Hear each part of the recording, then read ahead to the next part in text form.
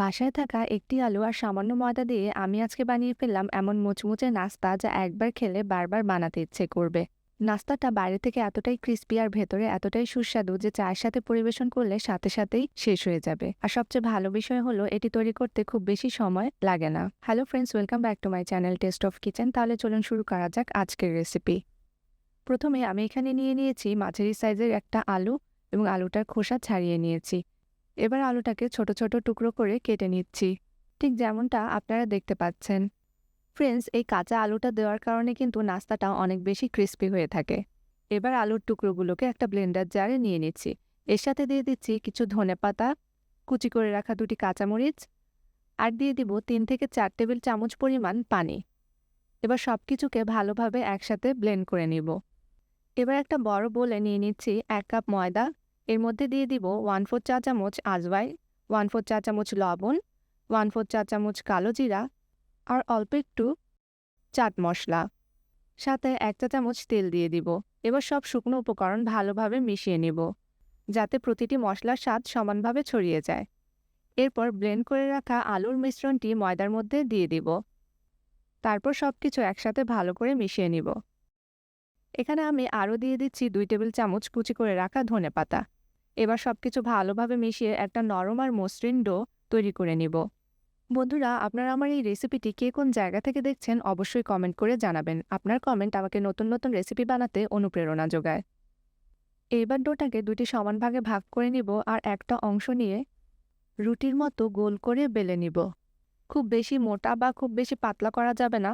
মাঝারি পুরুত্ব রাখলে নাস্তাটা সুন্দরভাবে ফুলবে আর ক্রিস্পি হবে। এবার একটি কাঁটা চামচের সাহায্যে ওপরে হালকা ডিজাইন করে দিচ্ছি, যেমনটি আপনারা দেখতে পাচ্ছেন।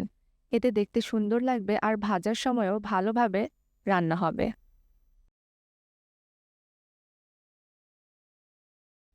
এখন একটি স্টিলের গ্লাস দিয়ে গোল গোল আকারে কেটে নিচ্ছি, ঠিক যেমনটি আপনারা দেখতে পাচ্ছেন। আমি সবগুলো নাস্তা ঠিক একইভাবে তৈরি করে নিয়েছি।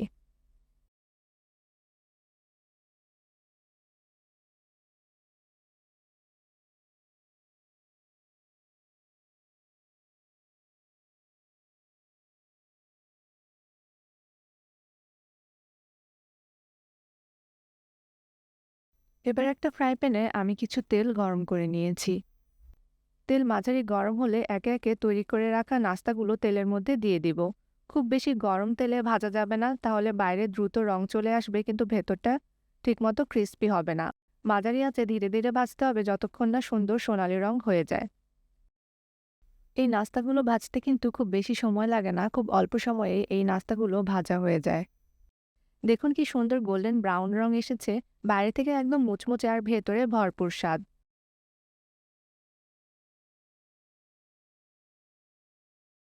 এখন এই নাস্তাগুলোতে সুন্দর কালার চলে এসেছে। আমি এখন একে একে নাস্তাগুলো তুলে নিব।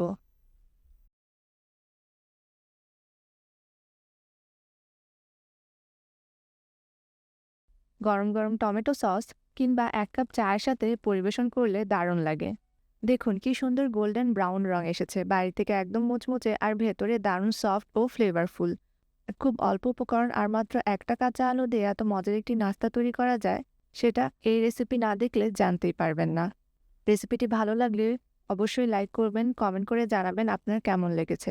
আর এমন সহজ আর সুস্বাদু নতুন নতুন রেসিপি পেতে চ্যানেলটি সাবস্ক্রাইব করে আমাদের সাথেই থাকুন।